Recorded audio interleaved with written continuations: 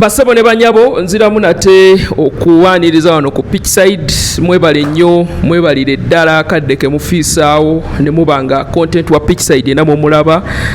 Mwebale kuba nti ate mumulaba mumusharinga ne mu commentinga ne mututegeeza kiki kye tulina okwongeramu, kiki kye tulina okubanga ate tubaleetera nga bwe twabasuubiza. Pitch side yo yeeyama okuba nti ate eyongera okubawa information akwatagana ku mupiira gwa Uganda n'ebintu engeri gye bitambulamu. Olunaku olwaleero essira oba discussion y'olwaleero tugenda kubanga ate tugiteeka ku CHAN, empaka za CHAN, African Nations Championships. Fena tuzimanyi zatandikibwawo mu 2009 awo aba CAF be basala okuzitandika ng'omulamwa guli nti abali baagala abazanyira mu liigi zaabwe ez'ewaka babe nga bafuna omukisa okuba nti ate balabibwa ate ne liigi okubanga ate zikulaakulana. So olwaleero engeri gye tumanyi nti Uganda egenda kubanga ekyaza empaka zino mu mwezi ogwa February omwaka ogujja, tuzze tusalewo tukube torch mu CHAN ono tumutegeere bulungi. Sirinzeka ndi n'omu ku bantu fena gwe tumanyi akoledde omupiira gwa Uganda ebirungi. Makula tumumanyi director wa Proline Football Club, director wa Proline Soccer Academy, yazanyirako ku national team the Cranes, yaliko captain wa KCCA CAF instructor bingi, naye nga omukulu Mujib Kasule yanegaseko olwaleero ku pitch side. Nze muyita nnyo Jiba, of course director Jiba. Tusanyuse nnyo okukyaza ku pitch side sebo. Nange ndi musanyufu okuba nti ondeseko wano tuwayemu. Ngolinga yagala okunsojja. Yes, tuli basanyufu nnyo Jibo kubanga otwegaseeko nga bwe mbadde njogedde wali mu introduction nti empaka za CHAN zatandika mu 2009 era nga CAF yasalawo nti eyagala abasambi abazanyira ewaka baweebwa omukisa okulabibwa ku kontinenti n'okuba nti nabo bakulaakulanya talenti zaabwe ng'abantu. Naye Uganda yo nga yensi yeetabye mu CHAN emirundi 6 naye nga tournament yo nga ye CHAN ebaddewo fu tournaments 7. Tugenda mu ya 8 omwaka ogujja. Jiba, overall katutandike n'empaka za CHAN zonga zo obaddewo episode zino zonna nga weeziri oba tournament zonna nga weeziri. CHAN omwogerako ki overall?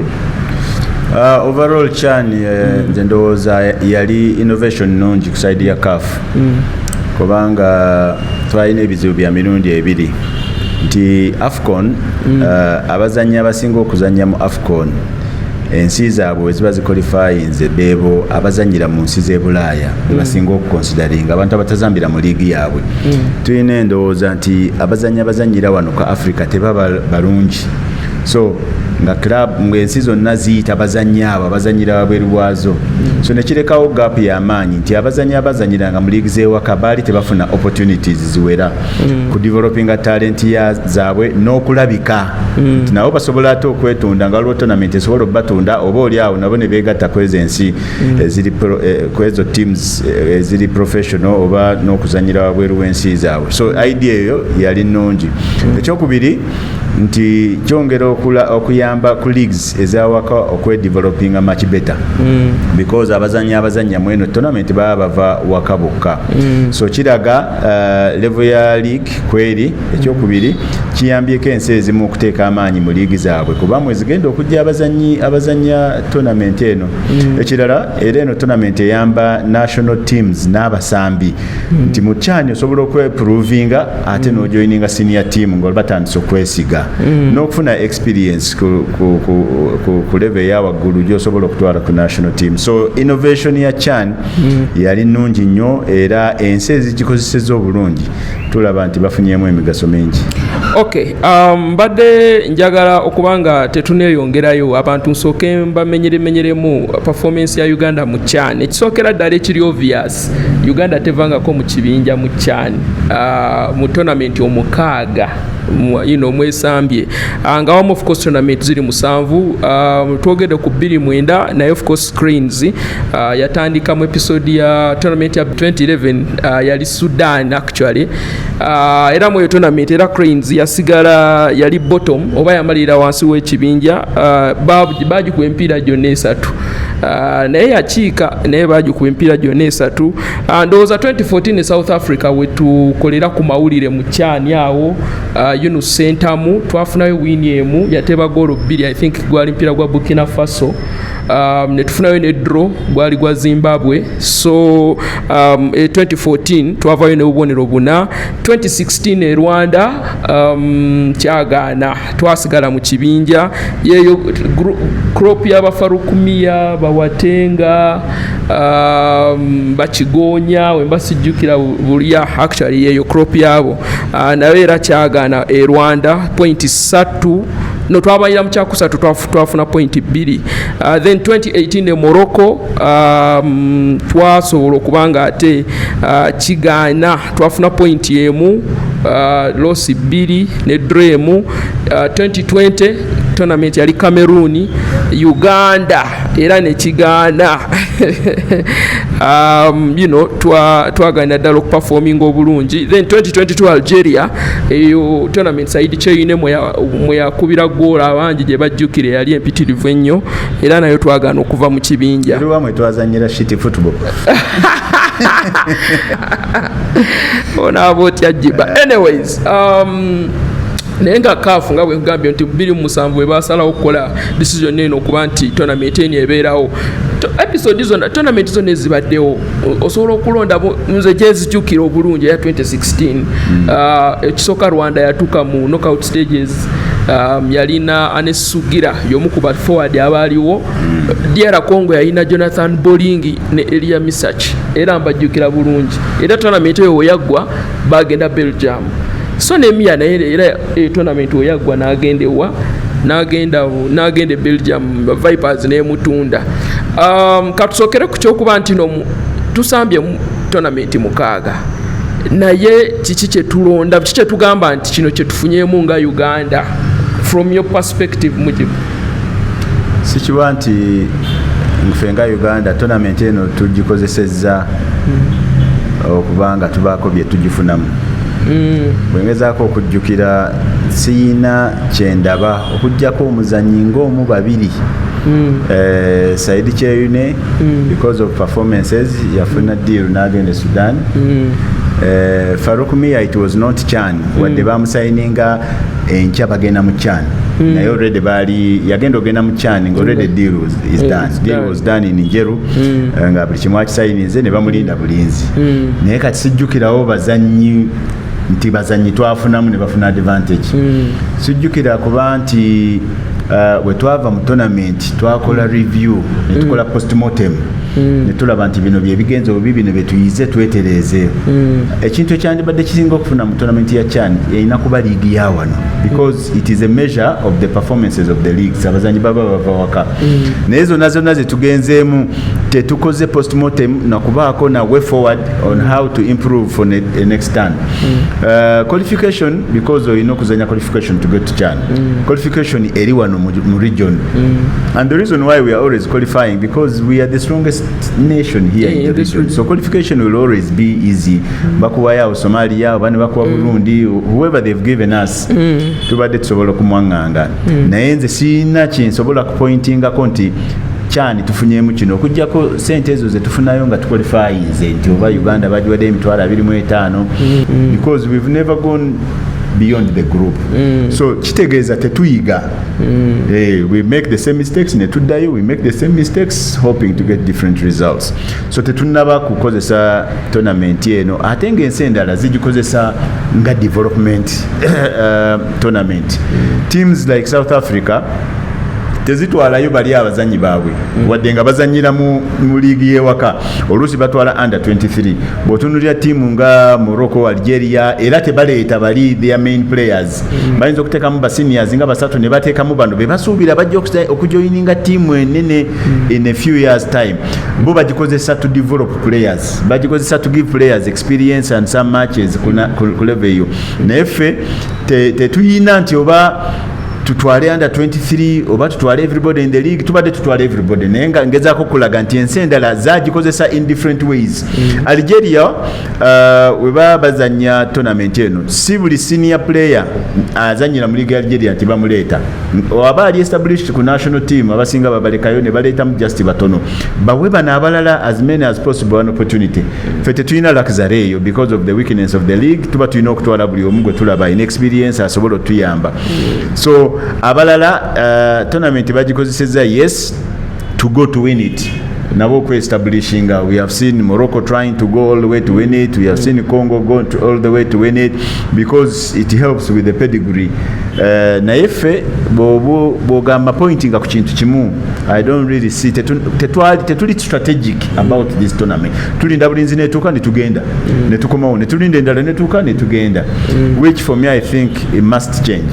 Wandirowoozezza nti no twandibadde tuyiga okusinzira ku performance etubadde nayo ate oba wegendereza usually CHAN wamala okubeerawo tewayita bbanga ddene nnyo AFCON n'abeerawo naye olowooza lwaki tuyina ng'eggwanga ensonga y'okuba nti we don't learn from our mistakes we don't revise tetuddayo ne tutunuulira twakoze tutya lwaki ekintu eyo tetukiteekako ssira because olabanga it's the same issue over and over and over again year after year after year after year. It is a general problem. Tukola nnyo kufixinga bitabuse tukola nnyo nga tutunuulidde wano mu maaso tetutera kuba na vision ya myaka 10 tetwagala kuzimba legacies tukola bukozi kusinzira kyekyo tuli mu maaso so tetulina planning that is the biggest problem omupiira gwaffe teguliimu planning temuliimu strategies tetiriimu objectives tetwagala kukola bintu nga tugenderedde we are not deliberate tikati kino tukigenderere tufunemu kino so that is where the problem is ne AFCON zetwaqualifyinga when we qualified for AFCON net performing eje twa performing tewaliwo general postmortem okugamba okay this is what we found there bino bye birungi bye tulina bino bye bichamu how do we address them going forward tournament wegwa this business as usual chovolaba we keep getting the same results because tetulina planning tetuli deliberate tetulina kye tukola nti kino tukigenderere tufunemu kino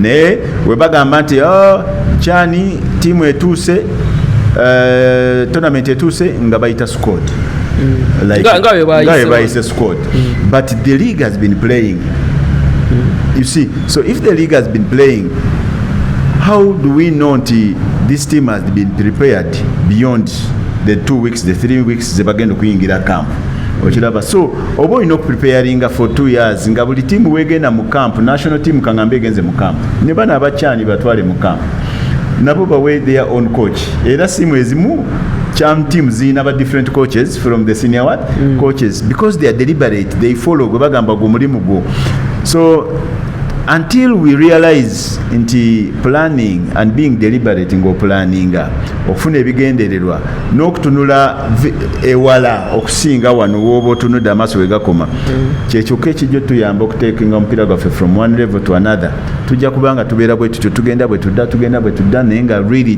tolabawo any tangible results from these big competitions. Webale nnyo ku nsonga ey'okuba nti no tetuli intentional ku nsonga ezisinga oli ayinza okugamba nti Cranes egenda na mutima negera nekyali neri naye ekyo kyanjawulo kubanga kino ekya preparation team erina okubeera wamu okumala akabanga ndowooza awo woka yengeri coach gyayinza okugitunuuliramu n'amanya ani gwalina okuyita ani gwatalina kuyita.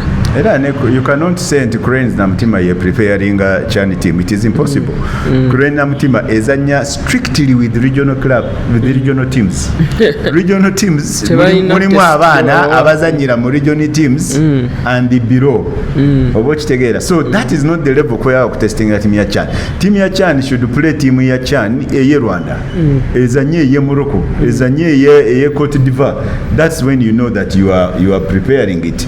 Naye bw'ogamba nti Cranes za Mutima for me is a promotional campaign. Siraba, I don't see any value for it apart from the value for the sponsor, which for me is I have no problem with it, because when sponsors bring in money, it's a good thing. It's a good thing. Also to help the sponsors market their products and taking the game in the region, that is okay. Naye kyengamba kiri different from preparing a team to play international competition. The strategy and the planning should be completely different and should be on an international level, which is not Cranes na Mutima. Okay, oyogedde ku mawanga nga Rwanda, Ivory Coast, Algeria. Kyano no gwe tugenda otegeka mu mawanga asatu, Kenya, Uganda ne Tanzania. Tusuubira amawanga 19 gagenda okubanga getaba mu mpaka zino, era nga amawanga agasinga gabaddewo mu seasons omuso oba mu tournament omusanvu oze tusambyemu. Naye njagala okubanga ate nkutegeeza Jiba nti mwezo tournament omukaaga Cranes zesambye etebye mu golo 11 zokka, only 11 goals. Kikugamba nti buli tournament wakikutegeeza buli tournament averagely tubadde tu averaging a goal 2 oba 1 kyenkana, which means tulina problem n'okuteeba goal. Naye nga tetunagenda eyo ngaba hosts tukoze tutya tutemye empenda kyokulaba nga this time round tuteekawo performance ennungi, at least tutuke mu knockout stages. Sinnalabawo sayini yonna eraga titugenda tuka mu knockout stages. Sinnalabawo sayini yonna eraga nti ku luno twetegese mu ngeri ya njawulo naddala ate nga ffe bategesi. Sinnaba kulabawo sayini, believe me or not. I don't see anything ekigamba nti team is ready, team has been prepared, team looks stronger. Bw'otunula ku squad n'ogamba it is stronger than the squad we had last time. Ebyo byonna nze kunze bineeraliikiriza, because at eno tournament it is a must to at least get to the quarterfinals, because tuli waka. This is the time we tulina okuva mu kibinja. This is it, because other tournaments with failings okuva mu kibinja, you could send it, of course tubadde awe nga tulina abawagizi. This time tugenda kuba tulina abawagizi baffe bayinza otuyambako eddoboozi lyabwe ne support yaabwe mu stadium. Abaana bajja kurelatinga nayo basobole okufuna results ezijja okutwetaagisa okufuluma mu kibinja. We might get better seeded this time because we are hosts, so oyinza okusanga mu tiimu ng'emu oba bbiri nammwe ze musobola okwefunira ne muzijjako ne mugenda mu group stages. So tulina opportunities I think eziri lined up. Naye enneetegeka yaffe nze ndaba ebadde ya bulijjo. Singa tiimu eno ya Chan ebadde in the last 6 months ng'egenzeeko nezannyako ne tiimu endala amawanga amalala ne preparing, ne tugenda kulinda Ebula wiki 2 tuzanye awo friendlies naddala ne zino tiimu ezigenda okujja wano mu Chan, then tuyingire ndooza tournament, which for me I think it is late. However, obudde obusigadde obutono era tusobola obukozesa ne tu preparing in the best way possible. Tuyinza maybe kwetegeka tutya, maybe katutandikirawo, because mbadde ngenda ku tiimu si eyayitidwa okuzanya Burundi, naye tiimu gye tusuubira oba oliawo eyandibadde eyitibwa mu Chan si yonna naye nga departments ez'enjawulo. Katusooke tudde wano emabega w'obadde ogamba nti nsonga ki z'oba oteekako essira ze twandibadde tukozesa okwetegekera obulungi Chan? Ekisingira ddala nze ndowooza tulina okwasembulinga the right squad. That is the biggest challenge. The right squad, the right players on merit, those that we know that will go and deliver the job. That is the number one thing. Ekyokubiri, because we are hosting at home and this is a tournament, we need to get the boys in camp for training much earlier. And I would prefer nebakola 2 camps. Camp esooka ngeri outside Uganda. Bajjeewo wano batwale somewhere batraininge bafocusinge bazanyeyo ne ku international matches bagende kukomawo wano nga they are in the final stages getting ready for the tournament. That will help them to focus. That will help them to see the importance of what tournament eno n'okulaba n'okufuna the winning mentality that we need n'okukitwala as a big tournament. Then ekirala ekisembayo is of course the coaches to sharpen the team. Get the right mix of players abagenda okutandika omupiira, the 7, the 11, the 3 ngera squad webeera for the tournament.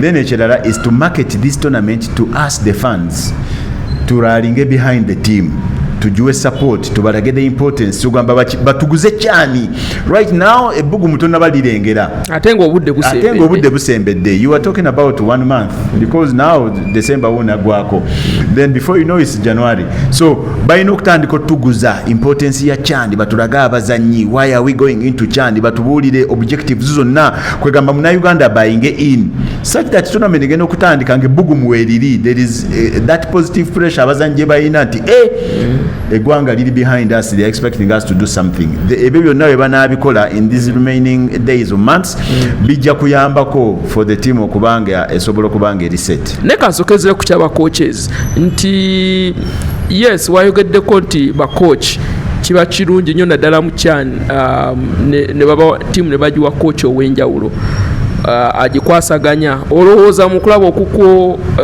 Paul Puti yandibadde coach wa CHAN oba wandibaddewo coach ali local oba local base coach akwasaganya team ya CHAN? Nze my opinion ku ekyo kintu nti at least bintu bibiri. Ekisooka baseparating technical team ya national team esigale nga technical team ya national team, ne CHAN ebere ne separate independent technical team. Doesn't matter about Paul Put oba ni no ate Paul Put cannot come here because tasobola kubanga yali eri. So badi gifunide ba coaches abalala.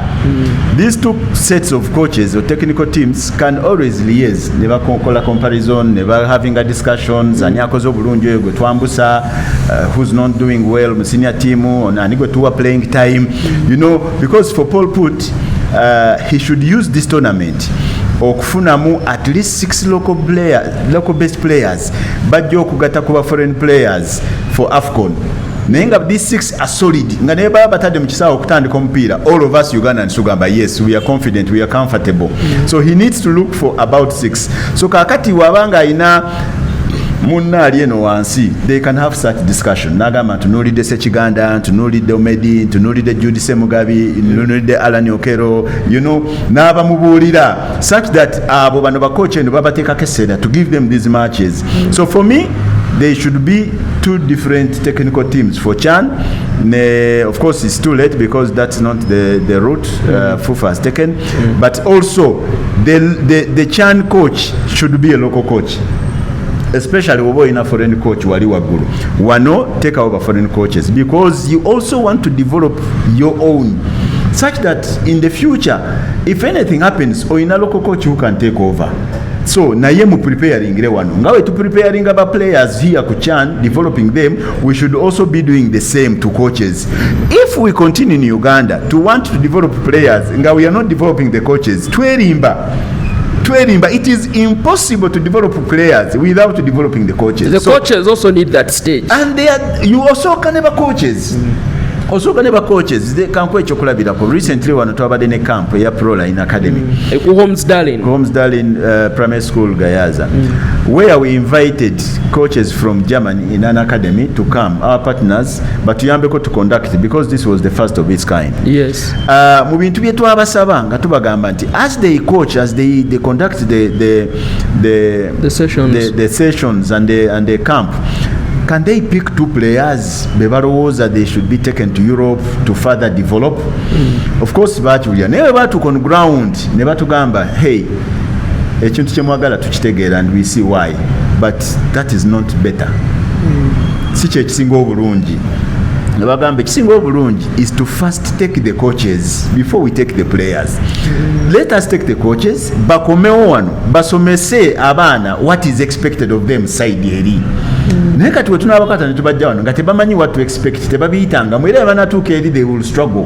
So the best way is first develop the coaches, to develop these players in the best way possible, such that when the players go there's nothing new. And there is a result ne tukkiriziganya kwekyo because it is the best piece of advice they gave us. And now Proline is first going to send coaches before thinking about sending players. Now it is the same. If you want to develop your players anywhere, first develop the coaches, because the coaches they are the ones who educate the player. So a good instructor produces a good coach who produces a good player. So CHAN also should be used to develop not only players but also the local coaching, such that wokwata bakochi banana oba wa timu ya CHAN, you know you are building capacity in that area. So nze ndowooza, my opinion, my view on that is that to separate technical teams for CHAN and the national team, and then the second tier eyaba CHAN, let them be local coaches for obvious reasons. Nze ndowooza ekyo kyekyandi tuyambyeko. Okay, kasooka tudde ku ttiimu. Tukinotisinze nti AFCON qualification campaign enewedde, Paul Put yabadde head coach nga of course akyali. Wabaddewo embeera y'okuba nti nno tubadde n'abasambi abazanya mu league bakkiririzaamu naawe opportunity, era qualification campaign yagenda okuggwanga abasinga bataddewo performance ennungi, Semugabi, Omedi, Okelo, n'abalala. Engeri gye tugenda mu CHAN, kifaananyi ki kyolina ku ttiimu ya CHAN ya Uganda nti how big a change will it have? Engeri gye kintu of course Paul Put agenda kibeeramu n'essimbwa, ate nga n'abasambi abasinga abazannya eri bayinza okuba nga bali considered mu tournament eno. I have seen a disconnect in terms of planning and strategy. Because in this CHAN team, I would think nti abazanyi bali ababadde local based, abadde bazanya in AFCON, who for me they took a big percentage in terms of helping the team to qualify. Yes, they did. With Omedi's goals, with Jude Semugabi's performance, with Alani's creativity, they really contributed almost more than half. Sechiganda here and there. Of course. So those would be my mainstay. Kwenina okuzimbira banatula dda nabo ne having a meetings, nemba preparing and everything. But now I did not see Omedi in the squad. I did not see Sechiganda in the squad. Now that makes the team weaker than we expected, because two of the senior team players are now missing. Ate boyagala okuzimbirako oyongereko bannaabwe. Sechiganda, my understanding is that abadde injured. Abadde namulwadde. But Sechiganda's injury yaliwo even before Cranes played the last matches nga azanya ne Nyoo. So he should have been rested much earlier. N'abeera ready for this one, but everybody let him play with an injury. Ku club azanya ne injury, ku national team abeerayo with an injury. Kugamba ng'olabira ddala tebalina kye baplaninze mu maaso, tebamuyambye and tebeyambye, because if you knew that this boy agenda kuba crucial for CHAN, I want him to play.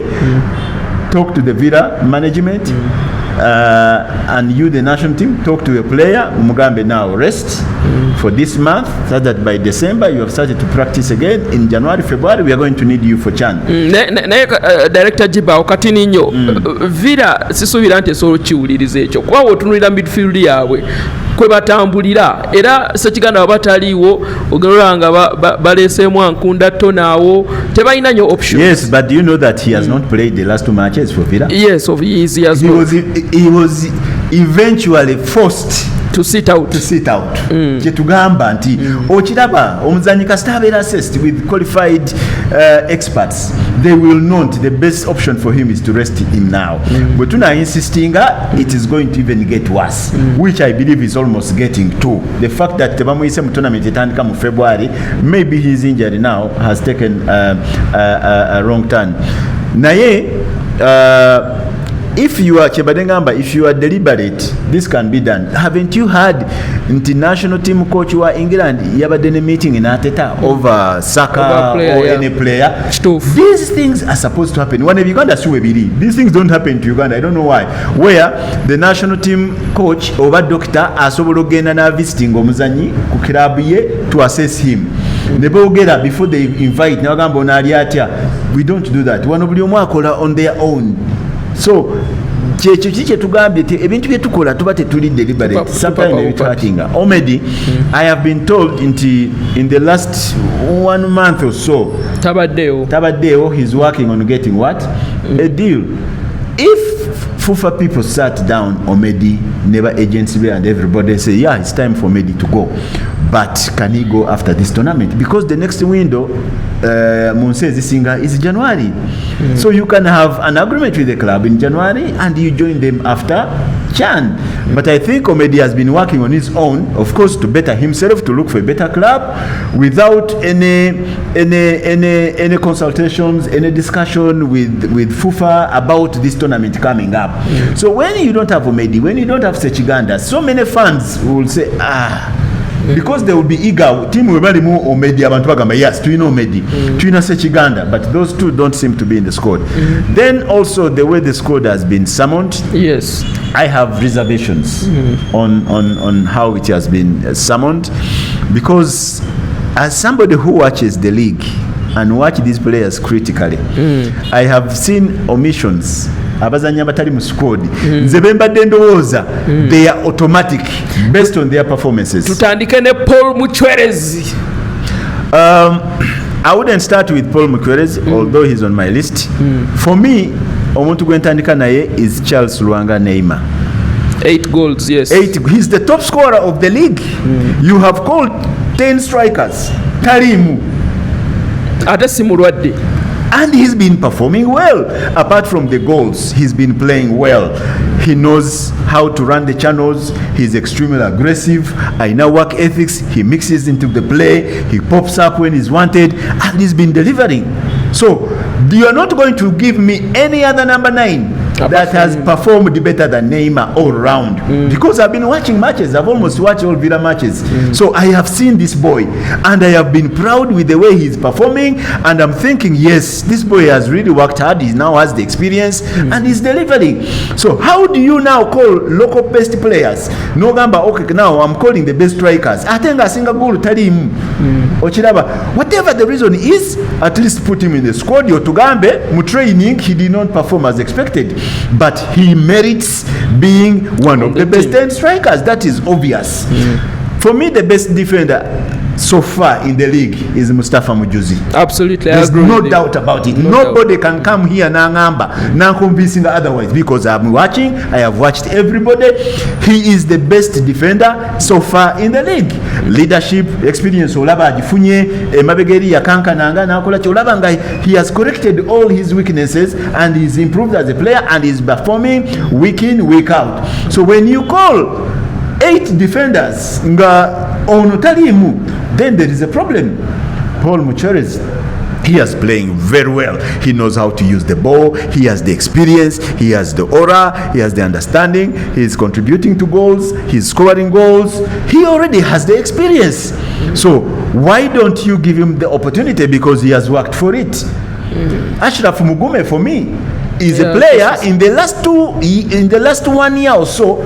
Babadde bamuyita ku Senior Cranes, in and out abadde abeeramu.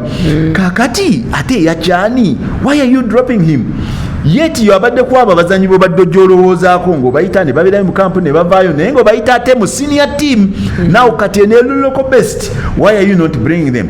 Ekirala, abantu that are technical ku level eya national team ne mu federation, the technical people should have the knowledge, the experience and the expertise okusunsula abazanyi with different criteria.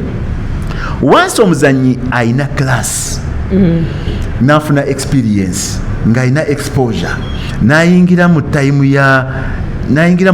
ya national team, bwafuna 1-2 bad games don't drop him. Because he already made the cut. Even the world's best players, Ronaldo, Messi, they have bad games. They have bad games. So wabanga ya meeting a criteria initially, now having two bad games, do not drop him. Ochiraba wabanga abadda jabuzi. Ngolaba having two bad games then you consider Ogama no, he's not playing well. But omuzanyi already who made the criteria ngaibisa twebi abifunye, he has the class, he has the experience and the exposure.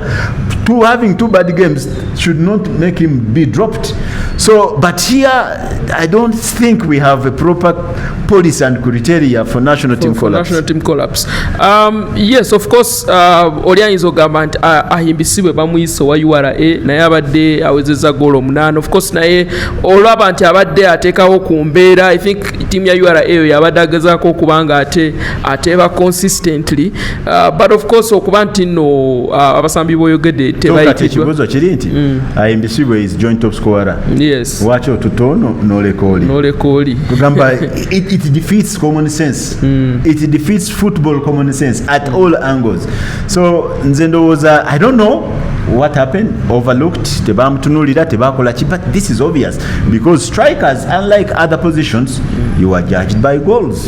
Jiba katusoka twogera ku liigi eno esobodde okufulumya abaana bano betulaba abayitiddwa ku tiimu ya Chan egenda okuzanya Burundi. Yebahizayo nga tetuneeyongerayo, eno tiimu eyayitiddwa egenda kuzanya Burundi home and away. Ne olowooza enaakyuka nnyo ku final squad ya Chan.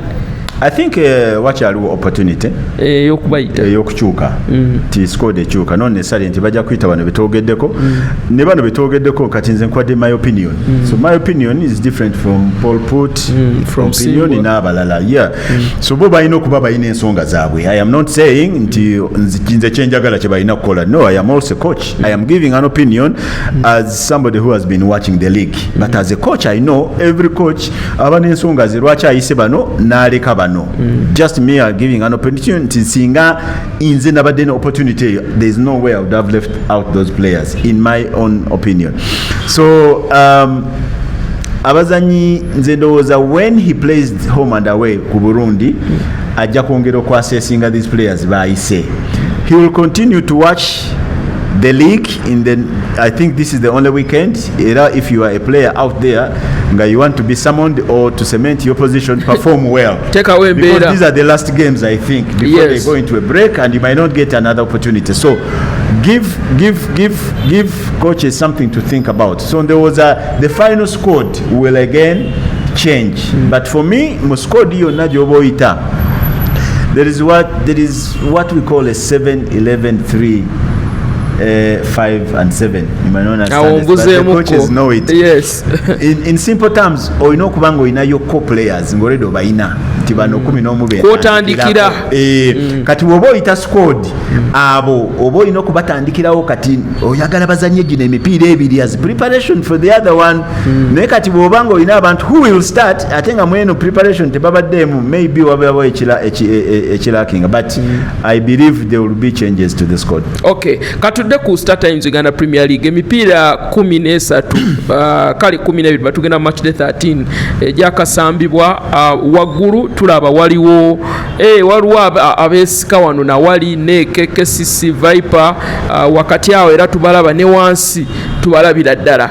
Katutandike n'abasambi overall nti would you say probably the last 2 seasons zibadde so competitive okuba nti zituwadde abasambi assessment eri etya mu Uganda Premier League season zino ebbiri abasambi eyongedde okufulumya abalungi oba tulina we tuyimiridde tetugenda mu maaso? Tetunabagenda maaso. As long as the league continues to be weak, it will produce players nga nabo ngera olulumi lwetera okozesa nga bali half baked, nga bali average, nga tebavudde mbulungi, nga bakonye saa akozesa bigambo ebyo. Naye I want omuntu alaba ategeere. Omanyi ffe tulina parameters zetukozesa okujajinga ebintu naye nga nkyamu naye ne tuzibelievinga. Here we believe nti Kasita League eggwa ku last day nga there are 3 people who could win it. Kitegeeza league eri competitive, kitegeeza league eri very strong. That is completely false. That is completely false in technical terms. And that is the problem that we have. We are using wrong parameters to think that our league is strong, and therefore we are reluctant to do the right things to make the league strong. By parameters, how do you mean? Maybe break it down for someone. Kakati kankulage league year last season, even the season before, they went down to a wire. This season, 4 clubs could win the league in the last 4 games. Zona bali bachaliko. There are 4 contenders, or even 5, because even KCC in the last 5 matches he had an opportunity to win. So because kyagenda down on the wire, people nebagamba the league is competitive. That is number 1. Number 2, nebagamba league yaffe kati ya amaanyi. Ezo parameters bakozesa. But technically, those are not the parameters that we use.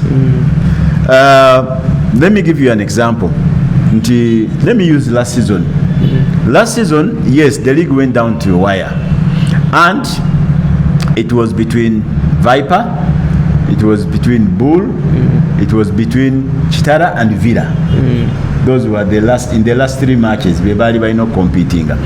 The best performing teams, as far as I'm concerned, last season, mumupira gwa Uganda, was Chitara, Bull, and Inek. Those 3, all of them were contenders in the title. All of them reached the semi-final of the Uganda Cup. 2 of them reached the final, and 1 of them won the Uganda Cup. So they were the best 3 performers. But those 3 teams, if each team were in 30 players, they contribute 90 players to the game. The best 3 performing teams. Yes. The question is, in those 90 players from those 3 teams, can we get 5 players that we can say, yes, these 5 players, every Uganda is comfortable, they can start and play for Uganda national team? From that pool? From that pool of 90 players of the best performing teams, can we get 5 players netugamba bano basobola okubeera national team players netubaliraayingako? Okay, 3. You see? I see. So ebyo kati fe abali technical byetwebuuza, abawagizi bo they are excited with how the league ends, the closeness. If our league is producing a striker ng'ateebye 15 goals, Ngaya top scorer out of 30 matches, is he a prolific striker? The answer is no. So if you are scoring 15 goals mu league ngeya Uganda, bono ogenda, let me say Tanzania, sagala kutwale wala nnyo, onoteeba meka. Kubanga ate pressure eri waggulu. It is high, the competition is high, the pressure is high. Yes, kitegeeza you are likely to score an average of 3 to 4 goals. And you can't compete there. You can't compete. Now, if you are going to score an average of 3 or 4 goals in a season in Tanzania, how many goals can you score in AFCON? Chances are 0. You see? So that is how we should be measuring the quality of the league. Measure the teams, the defending champions, Villa. They went in the Champions League, Nebazanya team from Ethiopia. See how they fared. See how Chitara fared when they went to play. So, how strong our league is. Competitiveness of the league. Kinatecho njagala abantu bakitegeere. Competitive league okuba competitive. Tekiri ku how close they are in terms of points, because means okubanga muri close in terms of points nenga mwena mwina obonero butono draw. Yes kiringa onogenda mu masomero nga omu yafunye 15 omulala 16 omulala 17 nogamba nenga tebali mu afunye 5 mukaaga obo kitegeera. So even in football it happens nti musobola kuba close by number of points nembera points nenga mwina points ntono. Because the winner of the league, I think 57 points out of a possible 90 in a local league, Ngawano. So is that total dominance? Maybe not. So the competitive of Niliz, we're talking about league competitive. Chetutegeza into everybody in the league is playing for something from day 1 to the last day. That is the criteria for the league to be competitive.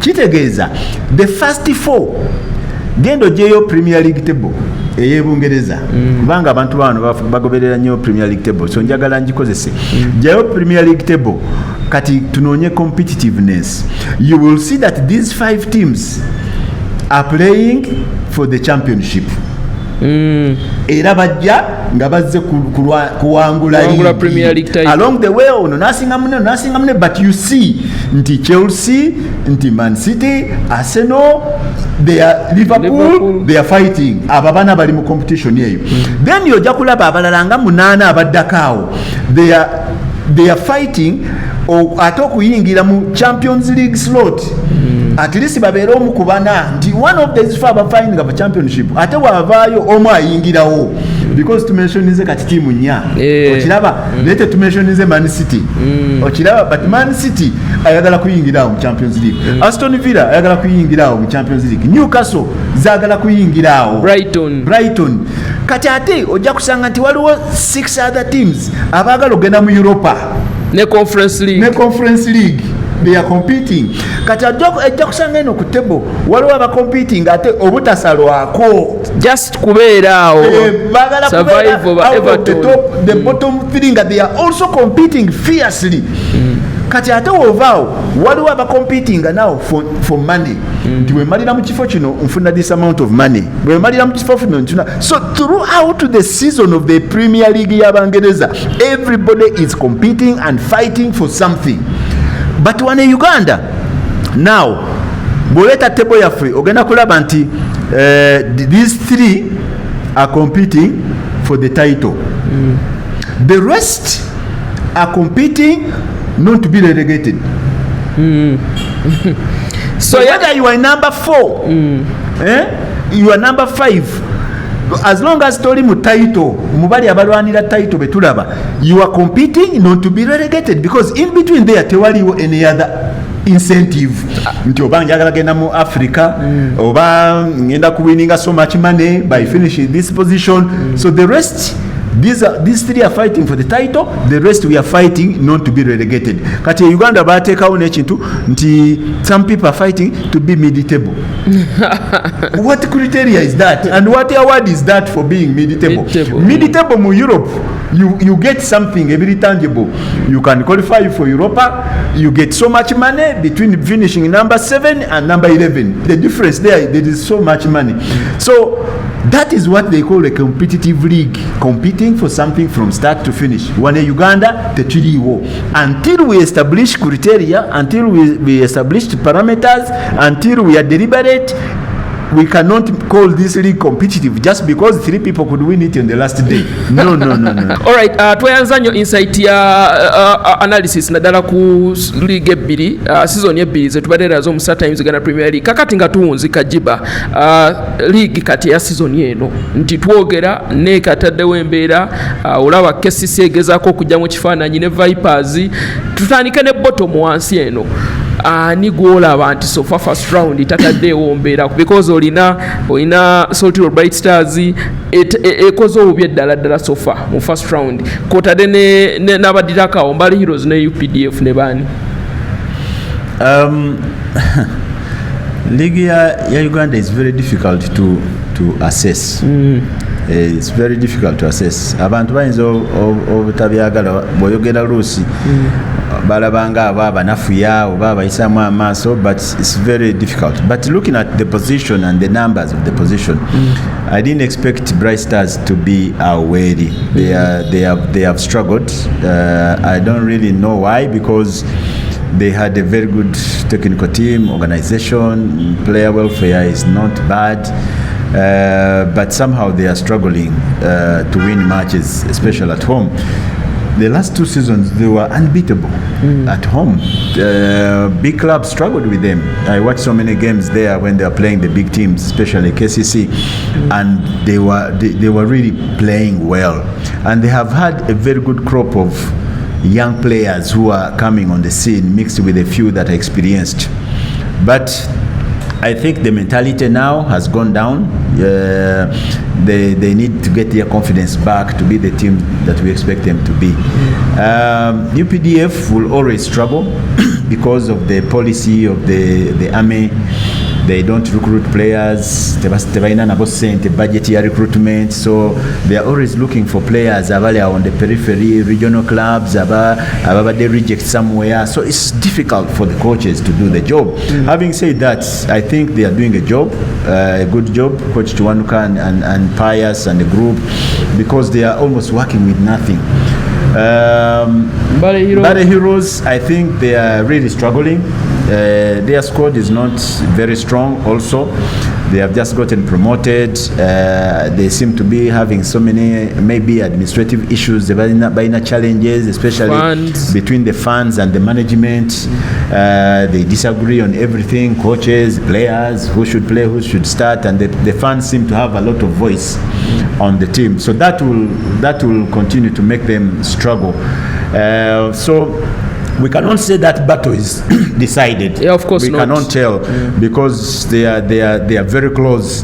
Lugazi started off in a shaky way, but they have picked themselves up and they look like they are solid. The matches I've watched them play, Coach Bogere and my sister Mbegeka, they have stabilized the team. They have good size. They have some good players in there. You can see them getting a result here and there. So for me, I think the battle for who will be relegated is not decided yet. Yes. Katate waggulu Neke Vipers KCC olona bala bali awo abatali wala. How do you see that? But I think on the top it's still going to be between the three who on top. NEC continues to surprise us. They have a good blend of young and experienced players, and they're doing well. Yes, the coaches are doing a tremendous job. Of course, I know Dochi when he joined. I knew he was going to make this coaching staff stronger. Add him to already coaching Balangu, who is a no-nonsense kind of coach, but understands the game. He knows how to prepare a team to perform, and they are doing a good job. But still, I do believe that Vipers and KCC will eventually come and catch up with them and be the real contenders. It will be between those two. But they have also, I think, been shaky. I think each of them has already lost more than or close to 10 points early in the season. The consistency or the lack of consistency in Ugandan teams and players continues to be a very big cancer in the game. Yeah. There is a very big problem of inconsistency, both on the individual players but also on the teams. When this one loses, the other one also loses. This one, they don't really take advantage for like 5 games. You don't see a team that takes advantage for 5 games. I think Viper has done it, and also NEC has done it. KCC at the beginning of the season also did it, but now they took another 5 games. Yeah. You understand when you have a draw in between, or maybe one lost and then you continue, but the last 4 or 5 games for KCC have been really down. And now it will happen. It started with Viper also. They started in a shaky way. They had to change coaches and then they picked up, but I think the last game they had a draw. NEC also, the last 2 matches, yes, they have taken draws. So the inconsistency makes it very difficult to predict how things are going to end. We just have to move week by week.